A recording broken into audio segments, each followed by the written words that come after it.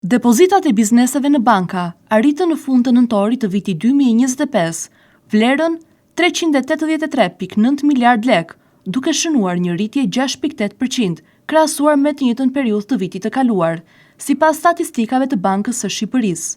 Ky ritëm rritjeje llogaritet të jetë pothuaj 2 herë më i lartë se ai regjistruar në vitin 2024, ku depozitat u rritën me rreth 3%. Megjithatë, depozitat e bizneseve përbëjnë vetëm 21.3% të totalit të depozitave bankare, pasi depozitat e individëve vijojnë të dominojnë tregun, me një rritje vjetore prej 9.5% dhe duke përbërë 78.7% të totalit.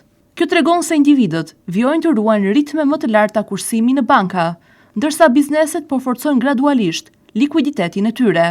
Banka e Shqipërisë shpjegon se rritja e depozitave të bizneseve lidhet ngushtë me përmirësimin e gjendjes financiare dhe likuiditetit të kompanive, rikuperimin e shpejtë të aktivitetit ekonomik mbas pandemisë, si dhe menaxhimin më aktiv të fondeve për të kontrolluar kostot.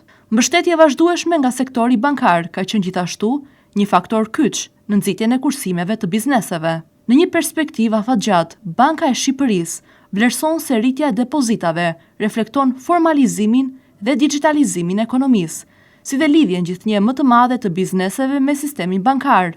Përmirësimet në infrastrukturën financiare përfshirë zgjerimin gjeografik të bankave dhe shumëllojshmërinë e produkteve kanë kontribuar gjithashtu në këtë trend. Analiza e strukturës së depozitave tregon një preferencë të fortë të bizneseve për llogaritë rrjedhëse dhe depozitat pa afat, me rreth 80% të fondeve të mbajtura në instrumente likuide, të gatshme për përdorim të menjëhershëm. Po ashtu depozitat në valutë janë rritur ndjeshëm gjatë viteve të fundit, të nxitura nga performanca pozitive e sektorit të turizmit dhe rritja e aktivitetit ekonomik. Sidoqoftë, dinamika e depozitave nuk është e pandikueshme nga politika fiskale e qeverisë. Masa e shpenzimeve dhe deficiti buxhetor luajnë një rol të rëndësishëm në rritjet e rritjes, dhe 3 vitet e fundit me deficite në ulje dhe pjesërisht në suficit kanë ngadalësuar paksa për parimin e depozitave të bizneseve në periudhën 2024-2025.